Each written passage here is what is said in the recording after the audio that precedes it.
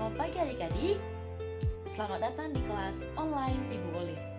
Hari ini kita akan berdiskusi tentang sistem pernapasan pada manusia.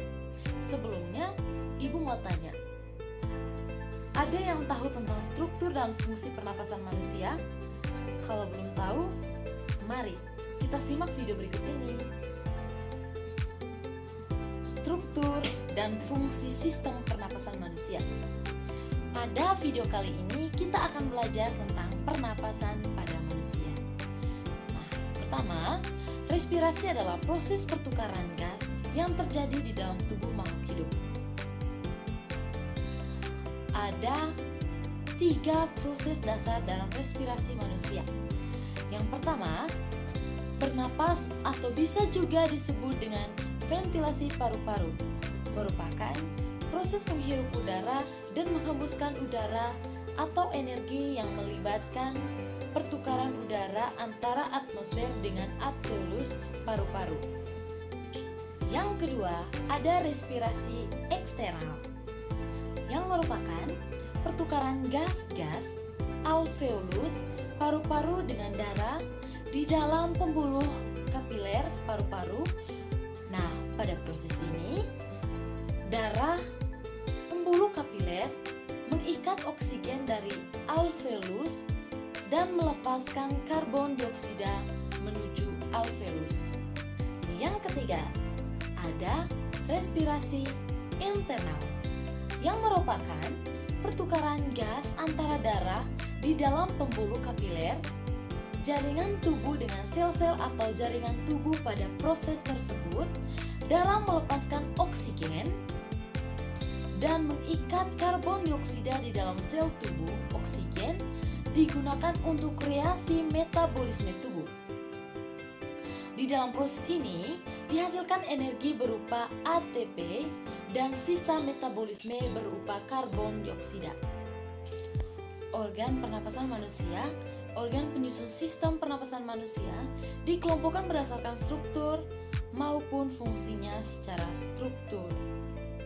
Sistem pernapasan tersusun atas 2 bagian, yaitu ada sistem pernapasan bagian atas yang meliputi hidung dan faring, dan sistem pernapasan bagian bawah yang meliputi laring, trakea, bronkus, dan paru-paru. Secara fungsional atau secara fungsinya, sistem pernapasan tersusun atas 2 bagian utama. Yang pertama yaitu zona penghubung yang tersusun atas serangkaian rongga atau saluran yang saling terhubung baik di luar maupun di dalam paru-paru.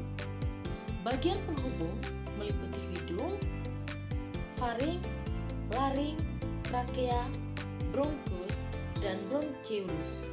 Yang pertama, fungsi dari bagian penghubung yaitu menyaring, melembabkan, menghangatkan, serta menyalurkan udara menuju paru-paru. Fungsi yang kedua,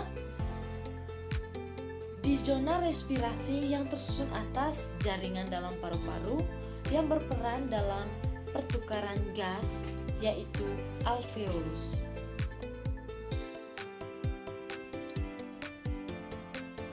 Oke, baik adik-adik, kita akan membahas satu persatu.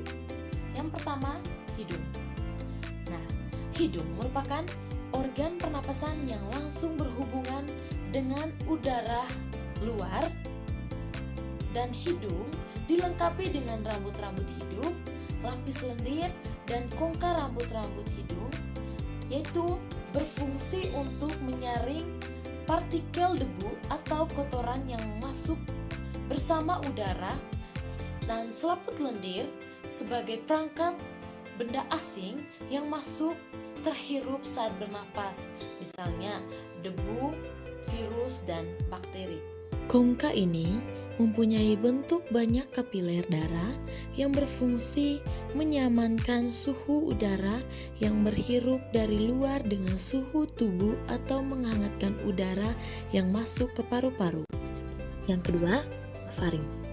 Faring merupakan organ yang terletak di belakang atau posterior rongga hidung hingga rongga mulut dan di atas laring atau superior. Dinding faring tersusun atas otot rongga yang dilapisi oleh membran mukosa. Kontraksi dari otot rongga dapat membantu dalam proses menelan makanan. Faring berfungsi sebagai jalur masuk udara dan makanan, ruang resonansi suara, serta tempat fosil yang berpartisipasi pada reaksi kekebalan tubuh dalam melawan benda asing. Organ ketiga yaitu laring atau ruang suara. Laring merupakan organ pernapasan yang menghubungkan faring dengan trakea. Epiglotis berupa katup tulang rawan yang berbentuk daun dilapisi sel-sel eptil. Epiglotis berfungsi untuk menutup laring sewaktu menelan makanan atau minuman. Apabila ada partikel kecil seperti debu, asap, makanan, atau minuman yang masuk ke dalam laring, akan terjadi refleks batuk yang berfungsi untuk mengeluarkan partikel tersebut dari laring. Udara yang melewati laring dapat menggetarkan pita suara sehingga dihasilkan gelombang suara. Gelombang suara dapat diatur untuk menghasilkan berbagai bunyi dengan cara mengatur kolom udara pada faring, rongga hidung, dan mulut. Tinggi rendahnya suara dikontrol oleh tegangan pita suara. Apabila pita suara tegang akibat tarikan oleh otot, pita suara akan bergetar lebih cepat dan dihasilkan nada suara yang tinggi, atau sebaliknya. Adanya hormon androgen pada pria menyebabkan nada suara pria memiliki rentang yang lebih rendah